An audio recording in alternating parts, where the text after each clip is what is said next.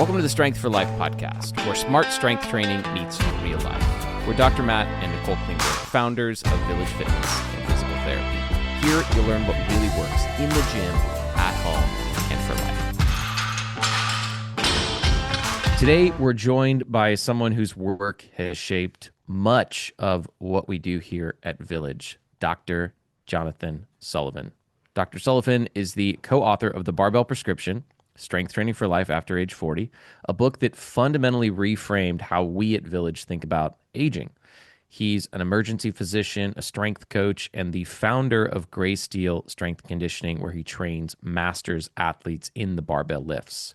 His central idea is bold and desperately needed in our world today. Aging isn't just something to endure, it's a syndrome that's treatable. And the medicine? Strength, power, muscle.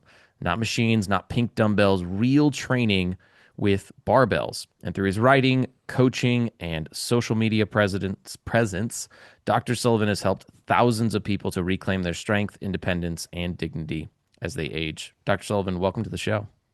Thank you for having me, Matt, as always. Yeah, very excited to have you. So, Sully, can I call you Sully, or do you prefer Dr. Sullivan? Just call me Sully, please. Okay. Yeah. So Sully, you may not know this, but we read your book, The Barbell Prescription, as a staff about 4 years ago, and it was a game changer for us. It really reshaped how we thought about training and aging, and I think we were already thinking a lot of the things about exercise being really central, but it aligned our vision on the barbell as the best, the sharpest tool to alter the aging process. And it got me thinking, how did an ER physician like yourself end up as the owner of a barbell strength training gym advocating for barbells? How'd you get there? Yeah. Some of my former colleagues still ask me that.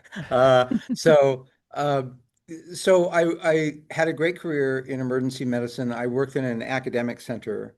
And so I was a clinician and I was a teacher, but I was also a basic scientist.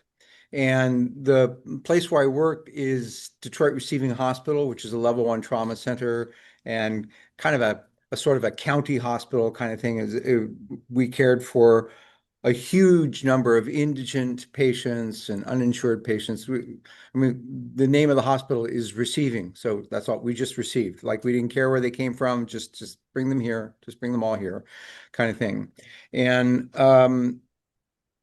And I saw the sick aging phenotype for decades there. People who were deconditioned and obese and hyperglycemic and hypertensive and suffering from cardiovascular disease and weakness and inability to move. And it was just all kind of horrific. It was just hellish. And I was intimately familiar with what I later came to call the sick aging phenotype. And at the same time, I was doing research on brain ischemia after cardiac arrest. When we're very, very good at starting the heart again in emergency medicine, we're not very good at starting the brain. And so why is it that the brain doesn't restart when the rest of the body restarts? And understanding the biology and the biochemistry and the neurochemistry and the molecular biology of that process was the effort that I got into. And that was already underway in the laboratory of Blaine White, also an emergency physician, when I got there as a resident, and I just got sucked into it. Plan was always to go back to Arizona, but that didn't happen because I got sucked into this research. And a big part of the research was understanding why and how brain cells die and why and how only some brain cells die, and what, if anything, could be done to resuscitate them after cardiac arrest. And so this whole issue of programmed cell death or cell suicide became a real big focus for me in my research. And it turns out that there's a lot of overlap between the study of how brain cells die after an injury and aging, because it has a lot of similarities to the aging process, or what we call senescence and autophagy. So a lot of the processes are involved in both phenomena. And then finally, the third thing that I would be remiss to not point out was, at the same time, I was getting older myself. I finished med school in my 30s. There was like a gaposis in my life between high school and college called the Marine Corps, and so I was a little bit on the older side. And so by the time I finished my postgraduate research training and my PhD and my residency and everything, I was getting close to being 40, and I was already noticing that Wow. that I was older and weaker and all of that. So all of those things kind of came together to make me aware of the problem. Anyway, that's probably quite a lot to process. So I'll just leave it there for now. Oh, that's Were you barbell training at at that time when you were around 40 and just finishing?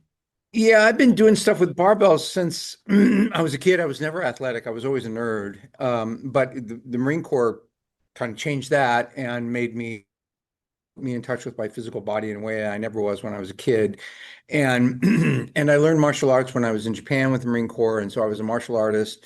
And and Marines lift weights, although quite frankly, when I was in the Marine Corps anyway, and probably still today, they didn't have any idea what they were doing. And then like fellow martial artists lift weights, and I had fellow doctors who lifted weights, and nobody knew what they were doing. We did stuff and stuff like that, and kind of thrashed about. So I didn't know anything about it.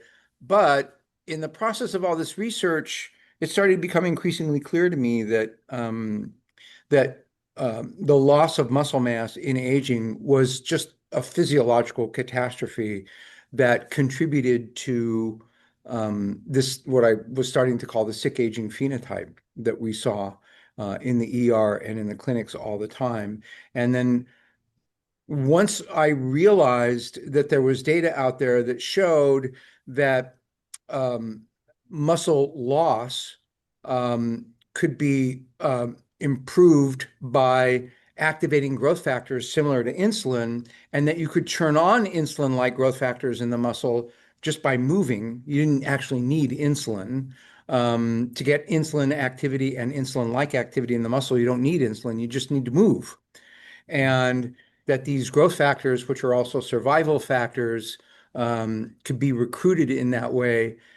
Then my head started to go in some different directions. My entire life, I'd equated exercise with cardio, and you had to do some barbell work because more plates, more dates, and you didn't right kind of thing. It's more I didn't intense. really understand the central importance of it, and so there was this big shift in my thinking. And then a colleague happened to bring in an issue of a magazine that mentioned Mark Ripeto's book, and I got Mark Ripeto's book, and then that was the beginning of a huge phase change in my life. What year was that you got a hold of starting strength?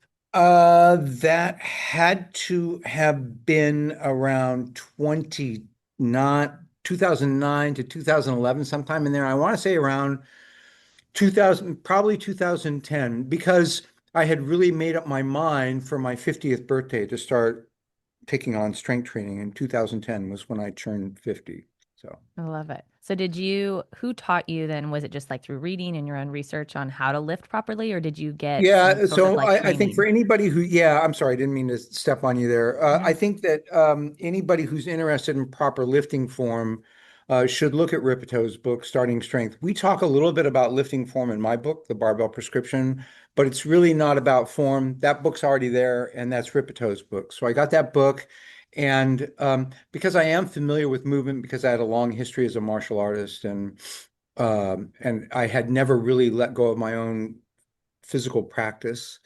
So I moved okay for a 50-year-old, and I understood all the anatomical and biomechanical references. So I was able to do okay with it, and I used video liberally to coach myself. And then I immediately started coaching other people because I'm a doctor, and with doctors, it's see one, do one, teach one. That's the saying. See one, do one, teach one. You don't know it until you teach it.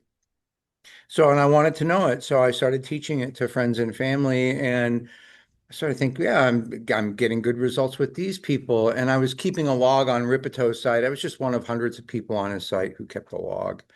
And somebody sent my log to him. And then I get this email from him, and he's like, you need to write an article for us. And if you write an article for us, you can come out and do a seminar. So I wrote an article, and that article got a lot of attention, and it ended up being the seed kernel for what would eventually be the book. And then I went out and I did the seminar with Ripito, and they were like, "Holy shit, you can coach." And suppose I should have found out beforehand whether I can say words like that You can say on whatever your. you want. Yeah, yeah. Yeah, you're Okay, good. cool. They said, "Holy shit, you can coach." And so I don't think they expected that. I think they just expected that I'd do a seminar, and they're like, "No, you should probably be a coach, especially because you can help us spread the word." I'm sure there was some, they had some thoughts of like the instrumental aspect of making me a coach. But anyway, and then I started coaching people and I started doing it part-time. And then I got a space and then I got a bigger space. And then I got to a point where I could leave my job in emergency medicine, which I kind of wanted to do because I was 57 years old and I was getting too old to do it. And here I am. I love it. So when did you actually start your gym, GraySteel Fitness? The papers say 2013. Okay. I love it. That's awesome. And what do you do today? Like what is your model? How often do you train people? Like what's the size of your group, your So program? yeah, when we first started, because I was still working in the ER, and I can't remember, I probably was still a little bit associated with the research as well. And so I could train people like a couple of hours twice a week. That was all I had.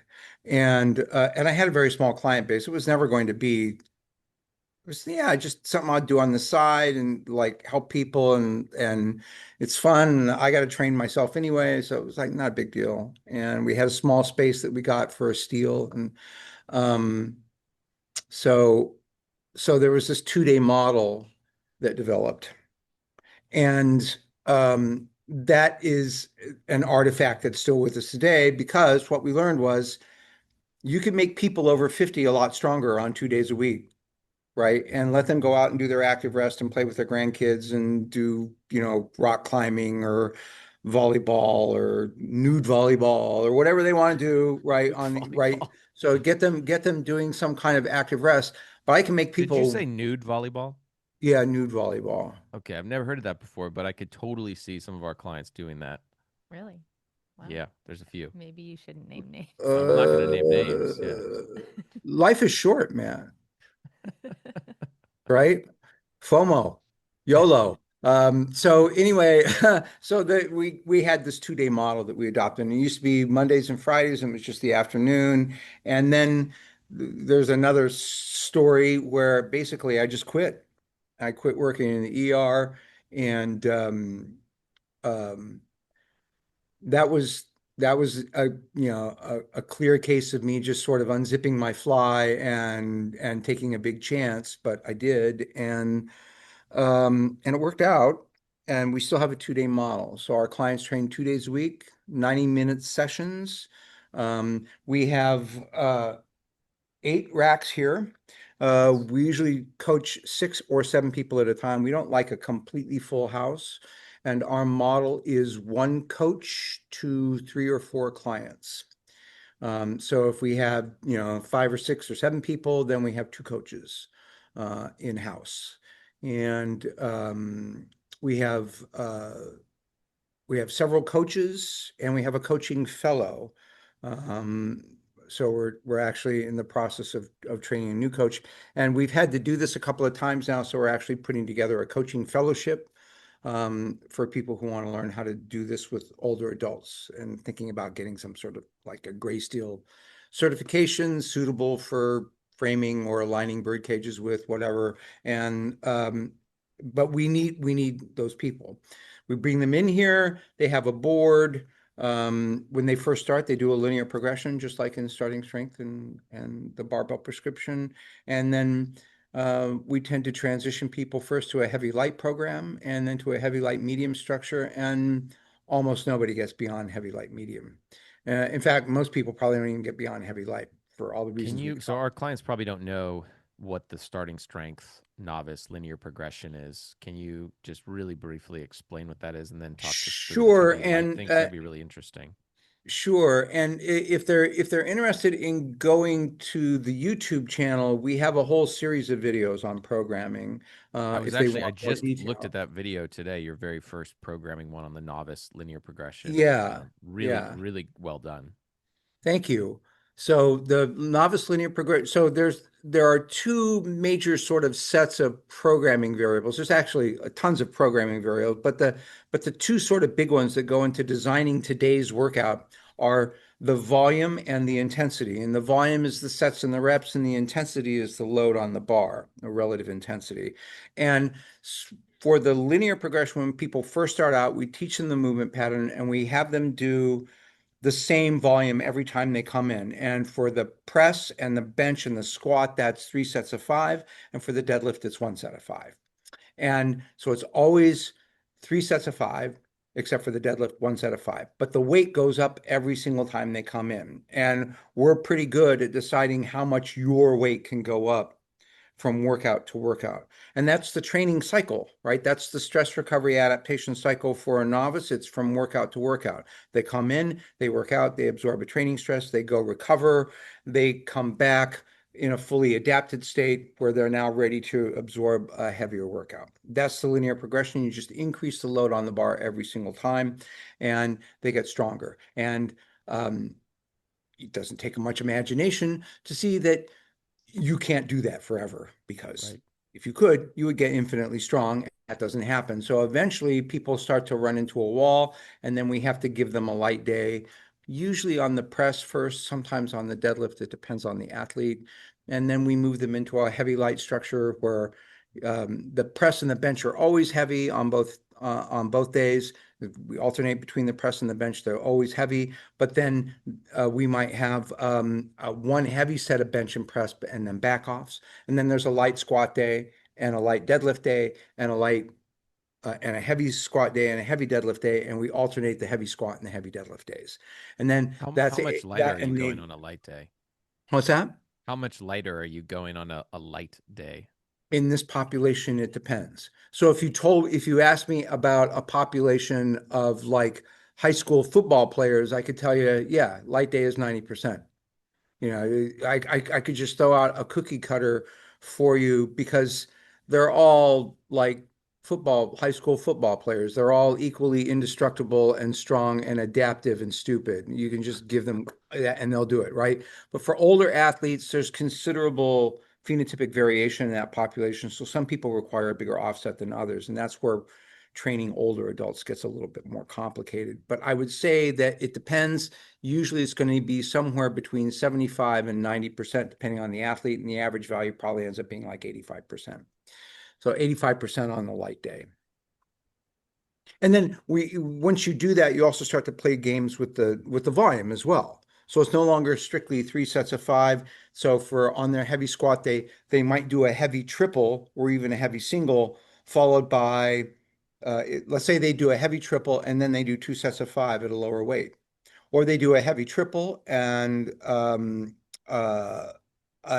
medium set of 5 and then a light set of 5, right? Or for the bench, they might do a heavy single and then a heavy triple and then 2 sets of 8, because I like sets of 8 for the upper body lifts in older adults. They make more progress that way. So once you get out of the novice phase, and with older adults, once you get out of the early novice phase, things start to become complicated and very quickly, because the secret, especially for older athletes, is to individualize the program to the athlete. So the longer they train, the more unique their program becomes. You can still recognize that it's like a heavy, light, medium structure or something like that, but the actual set rep scheme and the way that we advance the weights becomes unique to that athlete. And that's where the use of spreadsheets and things like that becomes extremely useful for us. Okay. Sorry, I just I kind of love it. like spew No, verbiage that's what we there. wanted. That was very interesting. Yeah. Do you know Okay. what your average age is for your clients? You know, we always ask that. It changes a little bit, but right now I'd have to say it's around 65. Okay. And then how old is your oldest athlete? 98, although he's kind of out for the moment. He'll be 99 next week. That's John Clausen. We're actually holding a deadlift competition in his honor. We do every year. We hold a deadlift competition in his honor, and this year we raised $5,000 for Alzheimer's That's awesome. That is research. awesome. So that's him. And my youngest athlete is, I want to say like in her 30s. Okay. So we do have a couple of token youngsters. Okay. Yes. That's Why twice a week, Sully? Well, as I said, it's just an artifact of when I first started the practice. I could only train people twice a week and figured out, and people were getting stronger. And by the time I actually quit doing emergency medicine and started doing this full time, by that time we had two cycles. We had a Monday, Friday cycle and a Wednesday, Sunday cycle, and there were only two coaches, me and Noah Hayden. And the structure had kind of become set, and it would have been extremely disruptive and difficult to try to change it to a 3-day pattern. And as it happens, as I noted, for older adults, it's not really necessary. And even with a heavy, light, medium structure, even if you're on a 3-day program, we can stretch that out over, so you do heavy Monday, light Friday, medium Monday, heavy Friday, light Monday, medium Friday. And so it goes that way. I do have a very few clients who are quite advanced and very, very good lifters, who I allow to do a light workout on their own, and thus train 3 days a week. But even with many of my online clients, where I could easily program them for 3 days a week, a lot of them, most of them, are on 2 days a week, and they tolerate that better and they get strong on it. awesome. And you said you do 90-minute sessions? So that You do 90-minute sessions those 2 days? 90-minute 90 sessions, minutes. yeah. Okay. So that's plenty of time for most people, to get done and have adequate rest between sets. Most people can fit in a three movement workout and some prowler drills. Some of my clients do heavy bag work. Some of them do karate kata, but most of them are able to do a workout and then also do some conditioning and then get out the door within 90 minutes. That's awesome. Love it. Well, I'd love to shift into a little bit more about, in the book, you talk about the sick aging phenotype and kind of like what's wrong with the medical world today and like how do we get to where we are and why are so few people, strength training as they get older. And, this really should be something that like everyone does as they age, but it's just a small niche, I think, right now. And hopefully, I think it's gaining some popularity and people are hearing more about it and wanting it. But first, let's talk about, like what's wrong with the medical world and what did you see like being a part of that system for many years, as like kind of the main problems? Well, I think that there are two big problems, with American medical care. And one of them is not unique to American medical care, and the other one is. And I know I'm going to get into some trouble here, but I'm too old not to speak my mind. You already So talked the about nude volleyball. I think you're going to be fine. Okay, good. So the first problem is the overall cognitive, technical, scientific emphasis of modern medicine. So what I always like to tell people is, um, uh, if we're really, really good at taking care of sick people. Um, I once I once told somebody, if you're having if you're having an appendicitis or a stroke or a heart attack, or you've been shot or stabbed, or you've been in a bad car accident, uh, I'm your guy. I'm the guy you need, right? If you're trying to stay healthy, if you just need good primary care, like I'd be totally lost in a primary care clinic. It's just not my wheelhouse, right? Um, so um, so there's really been a lot of advance in our ability to resuscitate, and to surgerize people and to do interventions. And we have lots of big drugs, and we have extraordinary imaging capacities and so on. Um, and that's all the expensive care, and that's all the dramatic care, and that's the sexy stuff. Um, and we don't have nearly as much emphasis on primary care. And um, I was at a meeting once, and I got into some trouble. It was a great meeting. It was a national meeting, and I had an opportunity to speak at the meeting about my research, and somebody got up and said, emergency medicine is the most important specialty in American medicine today. Uh, um, we have congressmen who are emergency physicians. We have people at CMS who are emergency physicians, presidents of hospitals who are emergency physicians. We're basically colonizing, American medicine, and emergency medicine is the most important specialty in emergency medicine today. And I said, I think that's right. And I think that's like saying that SWAT is the cornerstone of your community policing, right? I can't think of any statement that's more indicative of what's wrong with American medicine than that emergency medicine is our most important specialty, right? So a huge amount of primary care takes place in emergency departments. There's no continuity of care, right? So part of it is this huge emphasis on sick care instead of on actual healthcare and preventative medicine. And it's not like we're not doing any research on preventative medicine, but I think it lacks. And again, I'm going to get in trouble with some people for that. And the other problem is socioeconomic and political, which is that we don't want to spend the money to have a world-class healthcare system. And as a result, we don't. We don't have a world-class healthcare system. We don't have the best healthcare in the world. Our healthcare sucks compared to places elsewhere in the world.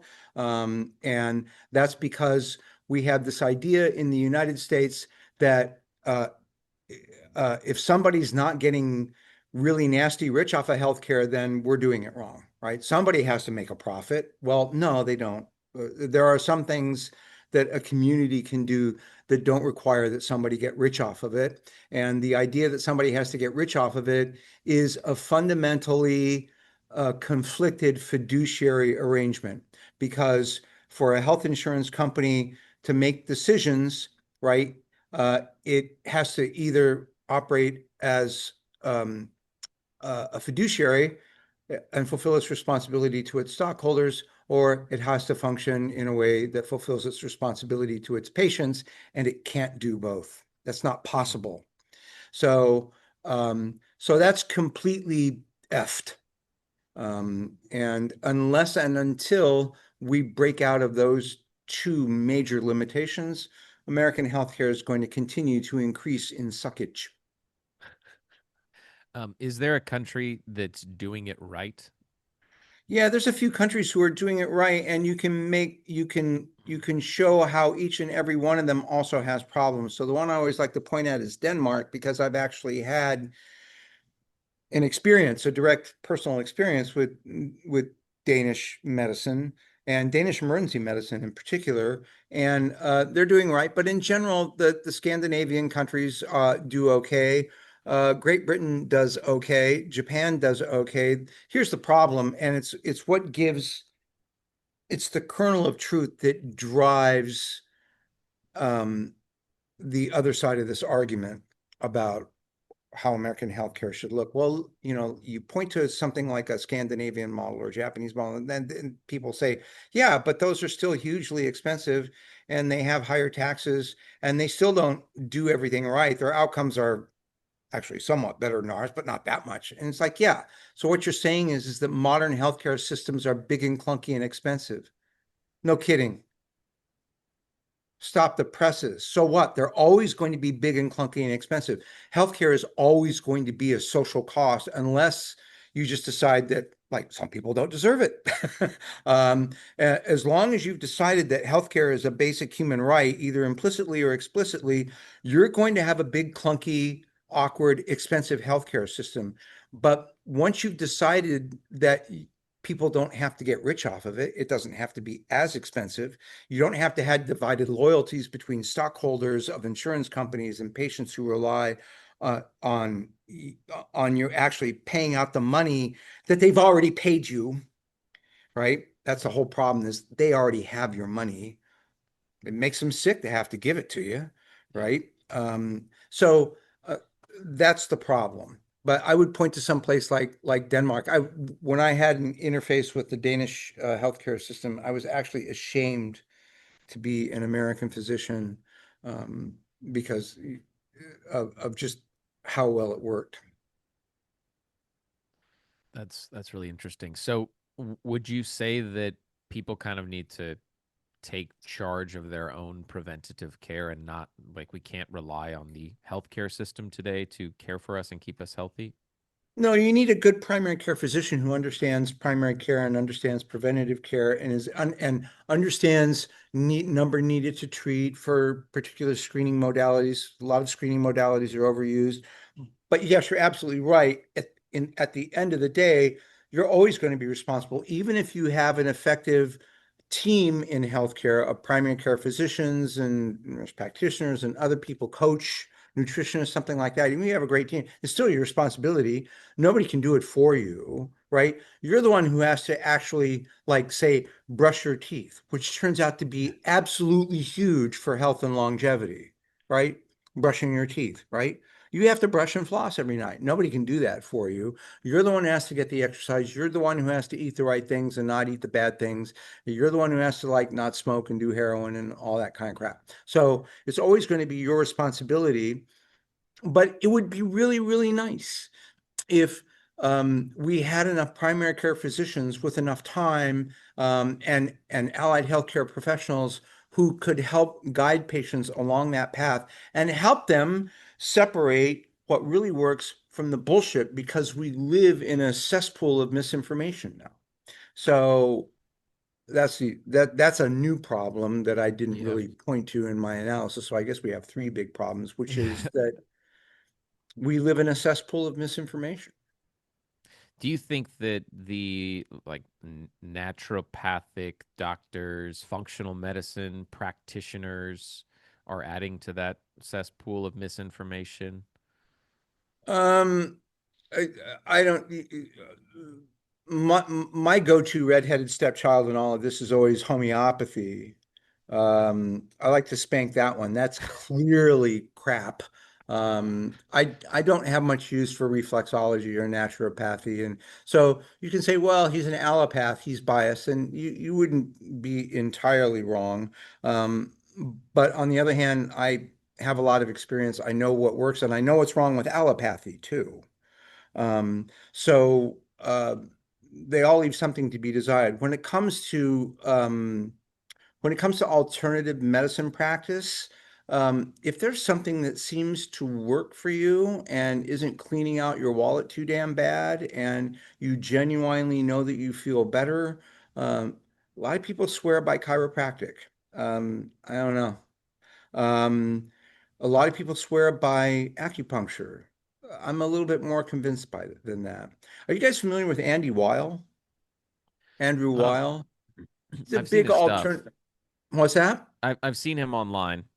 Yeah, yeah, he's a nice looking Santa Claus looking kind of guy with a big beard, and he's sort of like this big alternative healthcare guru, and he can kind of tell you what's for real and what's not. But he endorses a lot of alternative healthcare practice, and some of it he's saying, I endorse it because it makes people feel better and keeps them engaged with their own bodies, and keeps them engaged with their own health. Well, he was faculty at the University of Arizona where I went to medical school. I actually did a little clerkship with him way back in the day. And he basically sent me to all of the alternative practitioners in the entire area.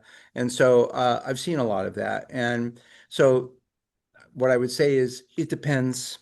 I'm a little bit more keen on acupuncture than I am on naturopathy. I think homeopathy is I think that's a scam. I just do.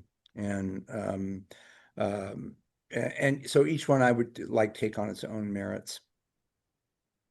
Show me the That's really data. well said. Yeah, really Yeah. well said. Do you want to shift into talking about aging? Yeah. So I've been thinking a lot about aging recently. And I Me used to, too. yeah, um, yeah. And I I see aspects of aging that are inevitable. It's like we all get older, our bodies they do change. They do decay over time. I mean, entropy happens to humans. But it seems like we can take one of two roads as we age. We can either take the road where we decay much sooner than we should and wind up living our final years pretty miserably, or we can take the road like you're 99-year-old client. I'm sure their life is not without challenge, but uh, I'm guessing they were quite able-bodied through their 90s even. And so, what are your general thoughts? How do you coach people through the aging process in terms of the pieces that are inevitable versus what you can actually do about it and change when it comes to aging? Um, so in terms of biology, you're right. There's just this implacable the implacable thermodynamics of it all. Um, Entropy increases, and we're part of that. And so molecular fidelity decays over time, and we get old and we decline and we die. That's is kind of interesting. In thermodynamics, you can talk about two different things. You can talk about how a state evolves from a state of low entropy to a state of high entropy, and that change in entropy just depends on the entropy of the initial state and the entropy of the final state, and it doesn't matter how you got there, right? Or you can talk about processes that are path dependent, right? So you can talk about like heat transfer or work. Those are both path dependent. So the work that a system does depends on how the work is done. Aging is the same way. You're always going to end up in the same place. You're always going to end up in a situation where your entropy production is zero, right? And you're going to be at equilibrium. And and then you're done. When you're at equilibrium, you're done. And that's just a state function. That's where it will end up. But what's the path that you're going to take to get there? And that depends on what kind of work you do. Work is a path dependent function. So, um, yeah, it's all about the trajectory, the path that you take to that last point of equilibrium. And there's nothing that we can do to change that final destination. And there may not be anything that we can do really to significantly, in a clinically significant way, change the time point at which that equilibrium will occur. We're talking about death. Yeah. So I've never promised anybody that I can make them live longer. In fact, I was very explicit in that very first article. Uh, I can't promise to make you live longer. You might. I don't know. I don't have that data. I would never promise that. Um, but I absolutely know for a fact that I can make you live better, right? Because you aging is an extreme sport. And people who are getting older are willy-nilly athletes of aging. You're in a game, you're in this sport, you're in this arena of aging, whether you like it or not. And you're just going to do better if you're stronger, just like any other athletic activity. Getting old is an extreme sport, and you got to be strong for it. You've got to train for it. Or the other way to look at it is, we say this all the time here, you can be old and beat up and weak, or you can be old and beat up and strong. That's good. Strong is better, right? Not going to Just like change you the can old you and can beat up retire part. old and beat up and rich, or you can retire old and beat up and poor, right? Rich is better. You can be rich in function, you can be rich in strength, you can be rich in endurance and mobility, or you can be poor in those things. And then if you're poor in those things, what does a longer life get you? Just more misery. So that's my coaching in terms of aging is partly practical, but it's also partly existential. I spend a lot of time, and a lot of my writing now is focused on helping people put their training into context in a sort of like existential perspective. Like, what are you doing? You're a Sisyphean athlete. You're rolling your stone up and it will roll back down, and one day it will roll back down for the last time, right? But how are you going to spend that time? What's the path you're going to take to equilibrium? That's the big deal. That's really well said. Thank you for that. That's added to my perspective on the aging process. I like the analogy of we're all going to end up in the same place, but the path we take to get there can be very different depending on how we train, how we live, etc. Do you want to talk about the actual exercises? So we talked about the importance of strength for the aging process. Why the barbell? Why squats, deadlifts, presses, and bench? We don't do bench in our program because we don't have benches, but we squat, deadlift, and press. So, Uh-huh. anyways, why the barbell?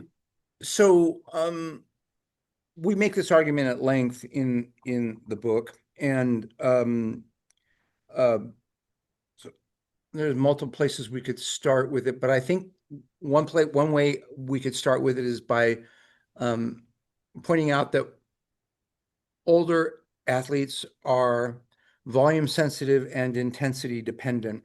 And we think that heavy loading, relatively speaking, of course, is important for older athletes, right? We want them to be strong, and strong means that you're able to generate a lot of force. And to train your ability to generate a lot of force, you have to lift heavy weights, right?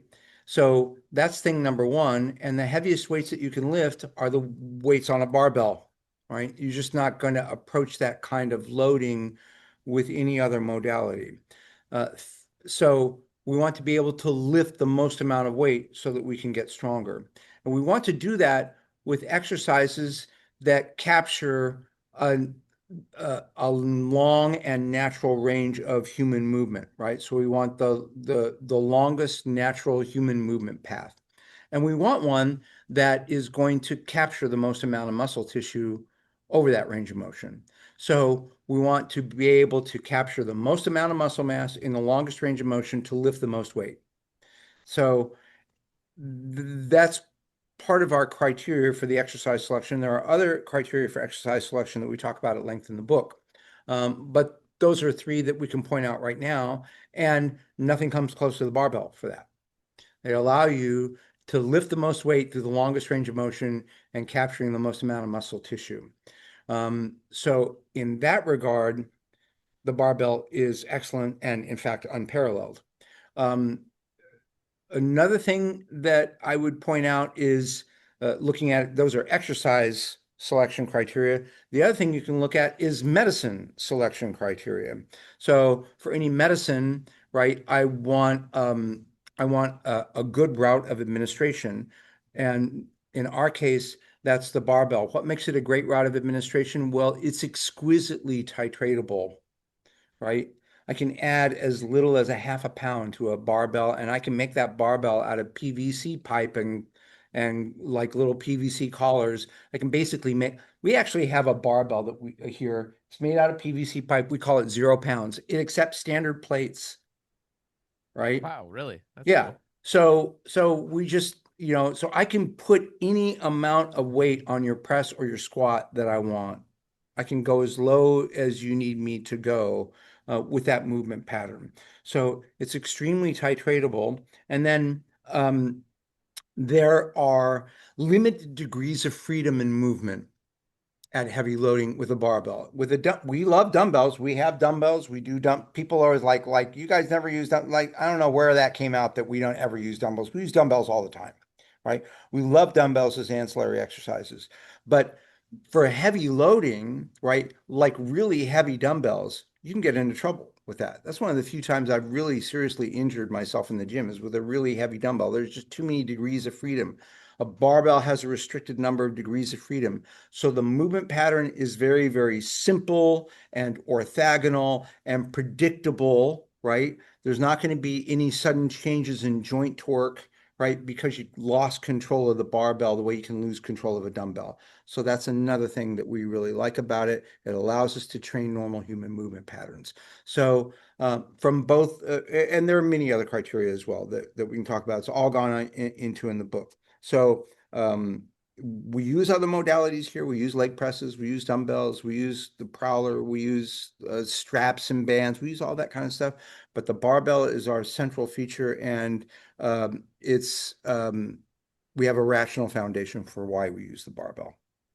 I love it. So what do you say when people come in who maybe aren't as familiar with the barbell and say like, oh, I don't want to hurt myself, or what we've had multiple times I heard said, deadlifts are bad for my back. yeah, or we have people I saw a video online with two very well respected people saying deadlifts are bad for my back.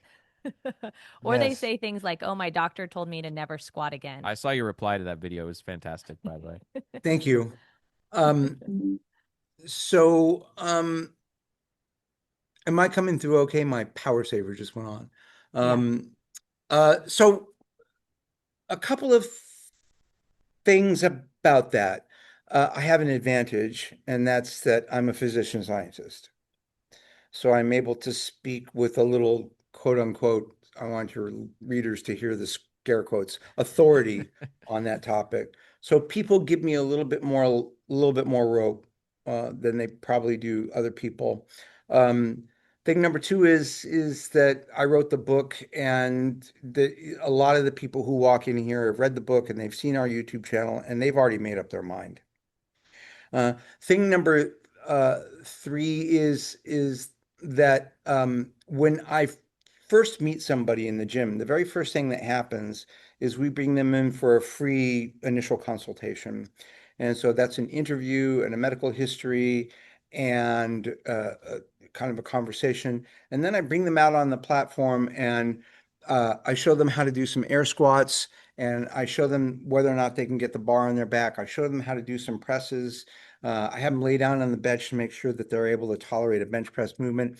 And then everybody gets to do a deadlift before they leave the gym for the first time. So everybody gets on the platform with an actual barbell and they do a deadlift. And I'm pretty good at saying, well, this guy, I'm going to have him do 25 pounds. He's going to survive a deadlift set at 25 pounds, right? But other people walk in here, and based on what I've seen so far, it's like, yeah, here's a 45-pound bar, and load it to 75 pounds, give me a set of three and teach them how to do a deadlift. The whole thing takes less than an hour, and the whole actual platform experience takes less than 10 minutes. And by the time it's over, I've coached them through a set of deadlifts. And by that time, they've figured out, wow, I can do this. And so we don't tell them they can do it. We just throw them on. We just like, get your ass on that platform. And then we show them that they can do it. And so we just take all that away. So I have a little bit of an advantage, both in terms of my credentialing, but also in the way that I do things here. I just, I can't ride that horse. Well, you're riding it right now. See? And that goes a long way with people. And then the other thing is when you do that, it gives them an opportunity to feel comfortable with you and feel comfortable with the facility and the privacy of the facility. And they know you're not a creep, and they know you're not, right, that you can actually coach them, and that you're going to show due concern and care for them. And people will give you a chance then. And in the larger context, I think we're winning. I mean, more and more doctors get it. I mean, there's still some dummies out there, but increasingly, I think we're winning the argument. And I'd like to think that GraySteel and you guys and other, contributors and influencers out there have all played a part in that. I think we've moved the mountain a little bit. That's awesome. Why do you think injuries happen with barbell strength training? What are people doing wrong that's You're talking about avoidable injuries. avoidable? Yeah. Yeah. So anytime you're living your life and doing things with your body especially as a person over 50, um, you're gonna get tweaked. Something came up on my YouTube feed. It's like this series of videos of this guy, and he's an older guy, and he just does something like he waves by to somebody, and then he goes, ow, or like he bends over to pick something up, and he goes, ow, right? It's just like normal human movements, and it's, ow, right? I can totally relate. I ow several times a day doing stuff. It's like, are you kidding? Right? So there's always going to be tweaks. But the big things are people get greedy, they're poorly programmed, they're not paying attention to their form, and they're not recovering properly, they're not getting their adequate nutrition. So those factors, right? Recovery factors, programming factors, greed, poor form, that's the responsibility of the coach. So that's bad coaching. And uh, and if you're coaching yourself, then it's the responsibility of the coach, right? So we both made videos about this. about injury prevention. We have a couple out there. And a big part of it is, read the books, know what you're doing, get a coach, be responsible, and don't be dumb. Because people can screw up anything.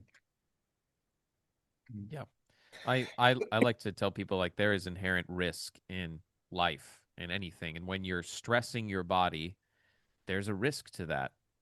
And the risk of not doing it is, I think, significantly worse than the risk of strength training. But you Old have and to beat up and understand. weak, or old and Yep. beat up and strong. Yeah. Right. So yeah, you're going to get tweaked. I've been injured in here. We've had people take back tweaks. We've had people with muscle belly tears. We've had people, trip and fall down. But the last time I really, really seriously took out my back, it was bending over to pick up a cat, not on the deadlift platform. Not a So barbell. yeah, not a barbell. So, in fact, I think that people are much less likely to sustain a serious back tweak or something like that in the gym simply because you're paying so much attention to it. If you're not, then you deserve whatever happens to you if you're not paying attention, right? You're just asking for it. Then it's just like anything else, like driving to work. It's like taking a shower. It's like using power tools. If you pay attention to what you're doing, you're responsible, you act like an adult, you know what you're doing.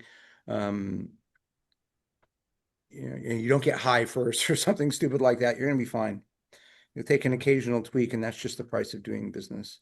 And then we actually sort of like we tell people when they take their first tweak in the gym, it's like X good because now you're going to learn what it's like to train through a tweak. You're going to learn not to catastrophize it. You're going to learn that you're not done, you're not broken, that you can train through it. You're going to learn our protocol. We have a protocol for training people through tweaks here. It works like a charm. And that's just a huge experience, not just for training, but for life. You can get knocked on your ass and get back up again. Even when you're 68, you can still get up, dust yourself off, say, well, that sucked, and then move on, right? And that's something that we know when we're younger, but when we're older, we don't remember. We don't even think it is possible to get slapped down hard and then get back up again, but you can.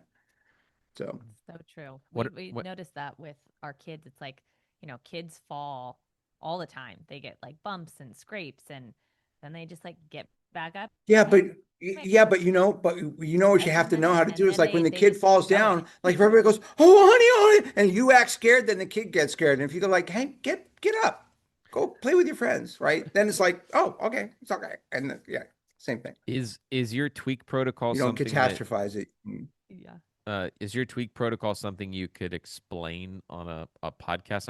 I'm really fascinated by Sure, that. and Yeah. sure, and it's on the YouTube channel too. So we do what's called the 135 protocol. Now, this does Okay, not pertain to muscle I saw belly that tears. title For of that muscle belly, video. Oh, yeah. So for muscle belly tears, we still like this. I like the STAR protocol, and the STAR protocol, just real quickly, is very low weight, like empty bar. A muscle belly tear, you'll know because you have a sharp pain. You'll feel the damn thing unzip while you're still moving. You'll have a big swelling and focal tenderness, and then you'll get a big purple spot where the muscle's bleeding and in the subcutaneous tissue. It's unmistakable, and it tends to be in the middle of the muscle belly, right? All other tweaks tend to be more proximal to joints and ligaments and tendons and things like that, and low back, stuff like that. And for that, we use the 135 protocol. So we do an assessment. We try to make sure that there's no unstable injury present. But once we've decided that you're okay, usually what we do is we either have you push the prowler for the rest of the workout or we just send you home. And then we make sure you come back the next time, and then we assess your movement, and we basically take the movement that might be affected and we either eliminate it and substitute a similar movement, like say we might have you do leg presses or something like that. Or if you're able to train the movement at all, but it's still uncomfortable, then we have you titrate up to a single. We have you warm up like 5 with the empty bar, 3 with a little bit of weight, 2 with a little bit of weight, then 1. Okay, that's okay. Then add a little more weight. Oh, no, it's starting to red flag a little bit. So that's your single. We take 20% off of that and we have you do a triple. We take 20% off that and have you do a set of 5 and rack the bar and you're done. You move on to another exercise that you're able to do. So then you come back, and instead of linearly progressing you, when you come back, you might hurt more, you might hurt less, depending on how your tweak is healing up. And then we just have you do the same thing. Have you go up to a single that feels like, yeah, I don't think I want to go any heavier than that. And you just trust your lifter on that. Really, really careful about form, really, really careful about, about tightness and all of that. Have them wear a belt even for their warm-ups, all of that kind of stuff. And then do the same thing. Single, take 20% off for a triple, take 20% off for 5, and then move on. And so what you're doing when you do that is you're allowing the injury to heal, but you're allowing it to heal in the context of a full range of motion, right? As opposed to healing in inactivity and low mobility, where you're going to get inactive, low mobility healing, right? You're going to get scarring, you're going to get shortening, and all that kind of thing.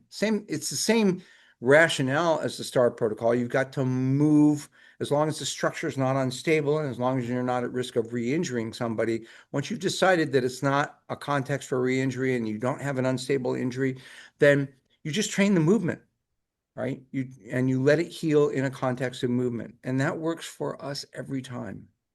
It works every time. I love it. That's really cool. That gives some numerical structure to somebody that comes back from that's tweaking the themselves. that's the overall broad brushstrokes. And you're going to take injuries one at a time. You're going to look at them, and you always, as coaches, I think that it's always our responsibility to have a fairly low threshold for referral, right? I think I want sports medicine to look at that. And we have a sports medicine guy, right? We have sort of like our house sports medicine guy, the guy that we refer all of our clients to because he understands what we do, right? And then he'll tell us like, yeah, I think she should take a week off and then, start her back on this, do your 1-3-5 thing on it, something like that. Or he'll be like, nah, I think this might be an unstable injury. I think I'm going to like do a scope or something like that. So fortunately here, I'm not the only healthcare professional here, and we're able to assess people pretty well. But we still have a low index of suspicion for unstable injury and a low threshold for referral because these are older people. But once we've satisfied ourselves, either with or without referral, that somebody does not have an unstable injury, we get them moving again as quickly as possible. And 1-3-5 is a good way to do that. I love it. That's great. Well, speaking of moving, I'd love to hear a little bit about what you think about cardio versus strength training, and why is strength training, more important than, cardio training? Or is it? Or is it? Yeah. Like what are you? Or the aging adult specifically? Yeah. Yeah. So, again, this gets me in a little bit of trouble with people. You can't have fitness without both. You have to have both. You have to have metabolic conditioning and cardiovascular conditioning, and you have to have strength, and they feed off of each other. So strength training for people who come in here and they are just massively deconditioned from being sedentary and stuff, just taking them through a linear progression without any conditioning work at all, just having them do 3 sets of 5 and come back and do it again and again, that's going to improve their conditioning. It's going to improve their exercise tolerance. And we're big fans of high intensity interval conditioning here because it decreases the amount of volume and it decreases the recovery time. But I have to say that I consider strength training to be central, and that's because of the aging phenotype of muscle, which tends to lose strength fibers preferentially over time. So we do a fairly good job, especially if we're active, of hanging on to our type 1 so-called aerobic fibers. But those big type 2 juicy anaerobic or mixed anaerobic muscle fibers that are the strong fibers, those are expensive to maintain. And if you don't use them, your body will decommission them. So we focus on those. The great thing about that is that when you do strength training, you're engaged in a construction project, whereas conditioning, you are changing the morphology of the muscle. You have to grow mitochondria and stuff like that. You are making the fibers a little bit juicier, but that really, to a very large extent, boils down to a reprogramming project. You have to induce the necessary enzymes for aerobic metabolism, and mitochondria come online pretty quickly. For strength to get really, really stronger, you just have to add cross-sectional area, which means you have to have some hypertrophy. You have to add muscle tissue, right? And once you've added it, it's kind of there. You have to detrain for a really long time. You detrain for a week and you're going to lose 5 or 10% off the top, but the next 40% is going to come off much more slowly because you've got the infrastructure there, right? That's why strength is a persistent adaptation and conditioning isn't. And then the final reason is that loading, that strength loading is going to be tremendously osteogenic, and that's incredibly important in our population. And it's also going to help people maintain things like mobility, because mobility comes down to strength to a large extent, and balance. And balance is huge because when people fall down, their lives change when they're over 60. So yes, I think strength is the fulcrum for older athletes. And then for your athletes, what do you recommend they do on their off days? Like, how often are you recommending that they do Nude volleyball. Oh, It's been nude. answered. Nude volleyball. Nude Nude volleyball. volleyball for the win. So, like, how many So yeah, days? Yeah, do you give them like step people should recommendations? move. People need to move every day. There needs to be some active rest every single day. And for the most part, for anybody who's been with me for any period of time and has reconnected with their body in a really fundamental way, I don't have to tell them. They're always like going out and walking the mall or doing gardening or playing with grandkids or going fishing or golfing or horseback riding or nude volleyball, whatever, right? So people tend to be active. People should do something every day. I love it. And I used about to think that how people long? needed, what's How that? long do you think that they need to move every single day? Uh, I guess it depends on the activity and the strenuousness of the activity, but I think I think in a way what's more important than telling people how much to move every day is how much to not move every day, right? Like it's not that you have to move this much, it's that you can't be sedentary for any more than this. I don't know, like again, find that once you get people back in contact with their body, they're receptive to it. Like I've been sitting here talking to you guys for a while now, and I feel a profound urge to get up and move. I know when I'm done with this interview, I'm going to be stiff because I've been sitting longer than I usually sit. And don't you guys find that you get antsy if you're immobile, right? I think that's like a biomarker of being fit. It's like, yeah, I've been sitting down for too long. So it's not like we need to have any sort of structured active rest, but like, yeah, don't veg out on the couch, go do stuff. And I'm a big fan of everybody having a sport. Like somebody over 60 should have a sport. They should have what I call the thing, right? Because like for me, weightlifting is not my thing. My thing is martial arts, doing karate kata, because I think they're beautiful and they get my heart rate high and they condition me well. And my other thing is going for long walks in the woods. Weightlifting is not my thing. I mean, it's great. I love it. It's important. I do it. I love coaching it, but it's not my pride and joy. And unless weightlifting is your thing, you should do weightlifting and then go do your thing. Your thing can be yoga or tennis or nude volleyball or rock climbing, horseback riding, whatever, swimming, whatever it is. We have swimmers here, right? You should have a thing. You should have a physical thing that you do that you're training for, in addition to just getting older and playing with grandkids. Right? Everybody should lift weights and play your sport. That's a great prescription. That's really good. Yeah, I like that a lot. And you want to go to protein? Yeah. Yeah. Go ahead. Well, you talked about a little bit about like when you have, clients come in, you ask about their recovery and their nutrition and kind of to get a pulse on where they're at for the day. So what are you doing, or like how are you coaching your clients to recover their nutrition? How much do you cover with them? And then what would you recommend, before a workout, after a workout, in between? So I always tell people before workout, it's carbs with a little bit of protein, and after a workout, it's protein with a little bit of carbs. And people argue over this endlessly. They just argue over it endlessly. And They do. They do. like, where's your data for that? Look, I've got data, but the data is not good because nutrition science is a dumpster fire, and it just is. But like if you look if you read between the lines and you use your clinical experience and you do some physiologic reasoning and you look at what little good data is out there, I think there's good support for carbs with a little bit of protein before a workout and protein with a little bit of carbs after a workout, and then hitting a total for an athlete of aging who's engaged in heavy strength training. I just tell them a gram per pound of body weight per day. And I know that like about half of them are never going to hit that, but I'm going to aim them at it. And that comes out to a what? Um, uh, for most people, it comes out to somewhere between 120 and 150, 160 grams of protein a day. And that might be a little bit much. So you might end up putting them in a positive energy balance with that. Boo-hoo. So they're excreting a little bit more ammonia. Who cares? Who gives a shit, right? Like I'd rather be in a positive energy balance than a negative energy balance. These people just can't tolerate an energy nitrogen balance. You need these people to be in, ideally a zero energy balance, a zero nitrogen balance, but you're not going to get that. Put them in a positive nitrogen balance, right? Learn to like protein. It's delicious. And you can get it from all kinds of sources, right? You can be vegan and still get your protein.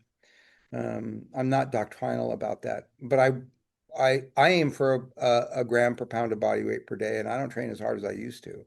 So, um, and then 7 hours sleep minimum. 8 is better. And your sleep hygiene has to be completely dialed in. Everybody should have like a little tea ceremony kind of sleep pattern that they do at bedtime. It needs to happen exactly the same. It needs to be like a ceremony, like a ritual that you go through every single night to go to bed so that your brain just goes, oh yeah, we're going to do that.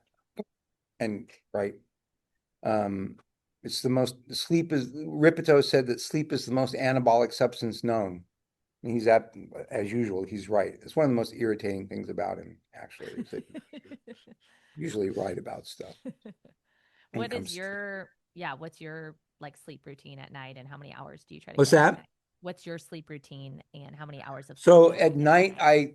it's going to sound kind of weird. I have this whole weird thing that I go through where I turn out the lights and then I have all these candles in my house. I light all the candles and I play kind of meditation music and I do a little bit of Tai Chi and I do some sitting meditation and then I do some studying, but only book studying.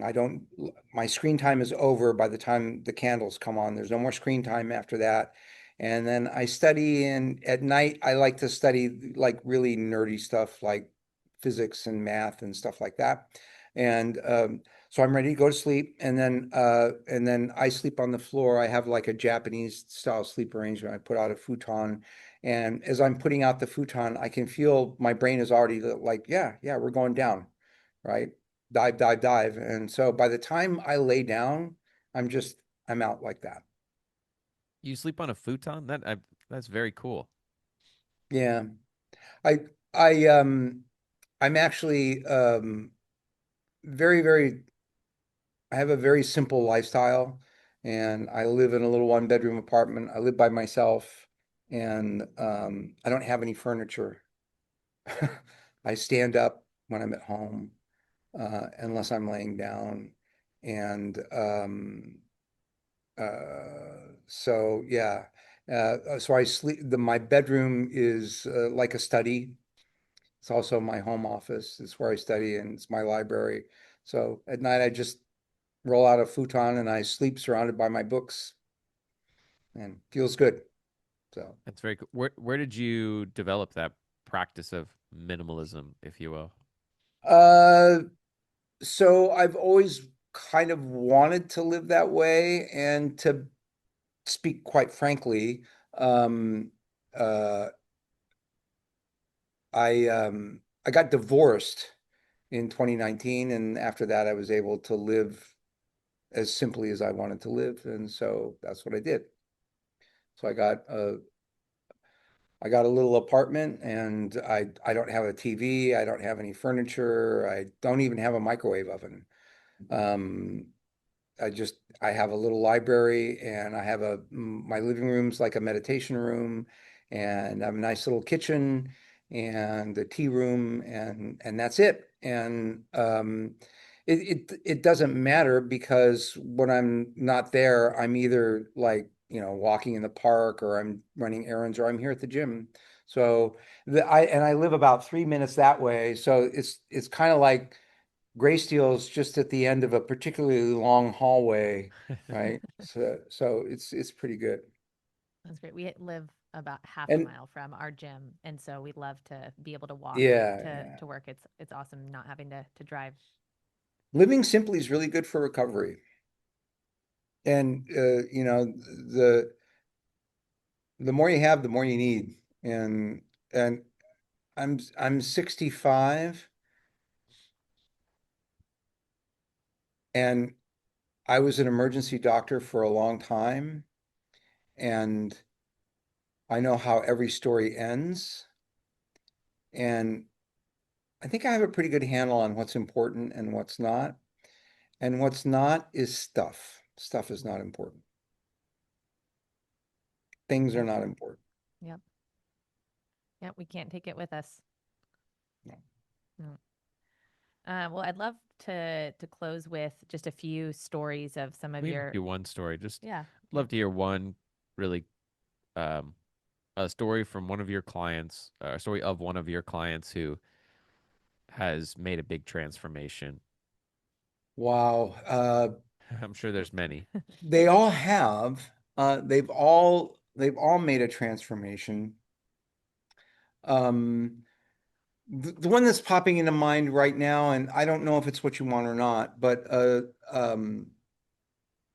we recently lost one of our clients, and her name was Jane, and she was a retired nurse.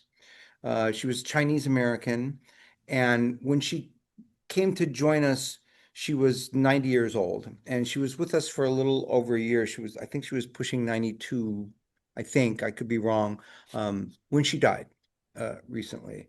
When she came to us, she could not stand up out of a chair, and because she was catastrophically weak, she could not stand up out of a chair. She didn't make eye contact with anybody. She was incredibly withdrawn, and actually, she couldn't lift her head. She was too weak. She could not lift her head. She was too weak to lift her head. Wow. And we got her to the point where she was like doing a little bit of Tai Chi with us, and she was doing rack presses, and she did sit to stand squats, and she did deadlifts, usually in the form of rack pulls, and she did curls. And you could see her after a few months, we got her posture where she could sit up straight.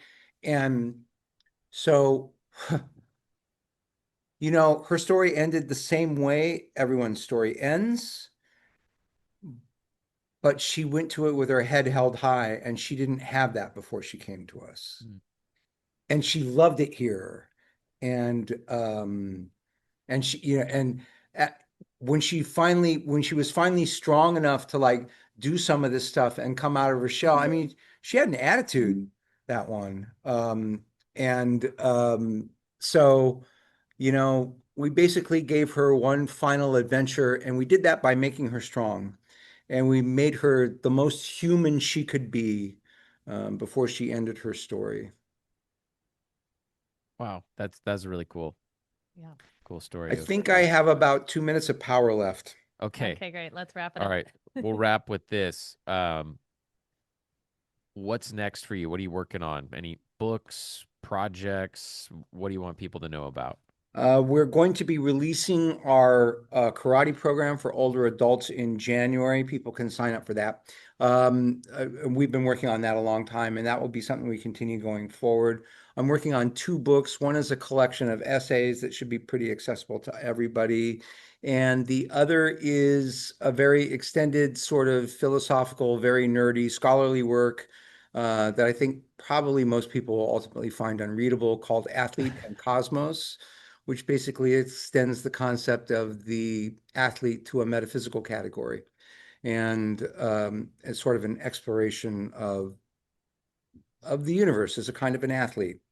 So those are the two major books that I'm working on now. And then I'm hoping at some point in the next few years to edit a collection of essays by other people in physical therapy and coaching that are specific to topics in geriatric coaching.